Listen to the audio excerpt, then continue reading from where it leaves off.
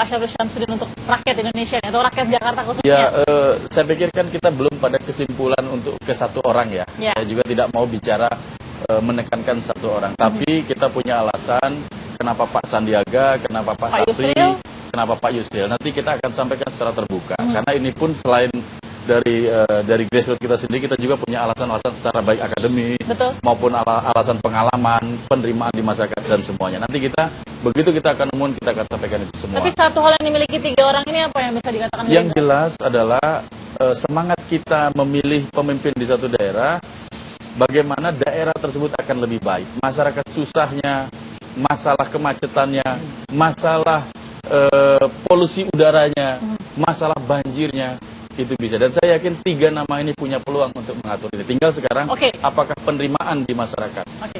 Tentunya ini harus diuji. Cuma kami yakin seperti apapun ujian itu, pengalaman sudah mengatakan Pak Jokowi masuk Jakarta, Pak Ahok, Jokowi dulu tidak dihitung sama sekali, di bawah 10%. Nyatanya menang. Jadi bisa jadi sebuah kekuatan tangguh dari Gerindra ya? Ya, saya pikir kita yakin bisa itu. Oke, cukup tangguh kan untuk menjadi lawan Ahok?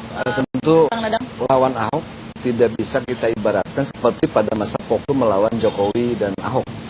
Jokowi dan Ahok, terutama Pak Jokowi, itu sangat fenomenal sekali ketika beliau memimpin Solo. Dan hari ini kita belum menemukan calon yang sepadan untuk Ahok. Karena ketika mengkritik masalah kemacetan, yang dilakukan penanganan kemacetan oleh Ahok tidak memberikan solusi atau antitesa dari kebijakan seorang Ahok. Ketika Ahok katakanlah dianggap oleh sebagian orang gagal dalam melakukan pendekatan reklamasi, kemudian orang pun tidak memberikan solusi bagaimana alternatif dari reklamasi itu. Jadi saya kira ketika beradu program di sini kita dimenangkan oleh kejelasan Ahok di dalam menangani Jakarta, walaupun belum tentu selesai dalam jangka waktu 2 tahun 3 tahun, tapi Ahok memberikan sebuah harapan yang jelas, sistematis, bertahap, kapan Jakarta akan selesai. Itu yang saya kira rakyat kemudian menaruh kepercayaan kepada Ahok. Baik, Mas Gunun, terakhir momentum apa yang harus diambil oleh calon-calon ini untuk menjadi lawan yang tangguh?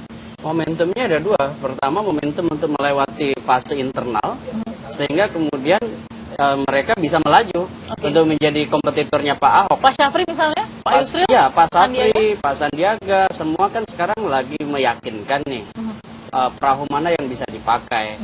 Kalaupun misalnya mereka bisa meyakinkan salah satu atau gabungan beberapa partai untuk kemudian mengusung, baru dia strategi yang kedua, political marketing yang intens, sehingga sampai di Februari 2017 bisa mengubah perilaku memilih.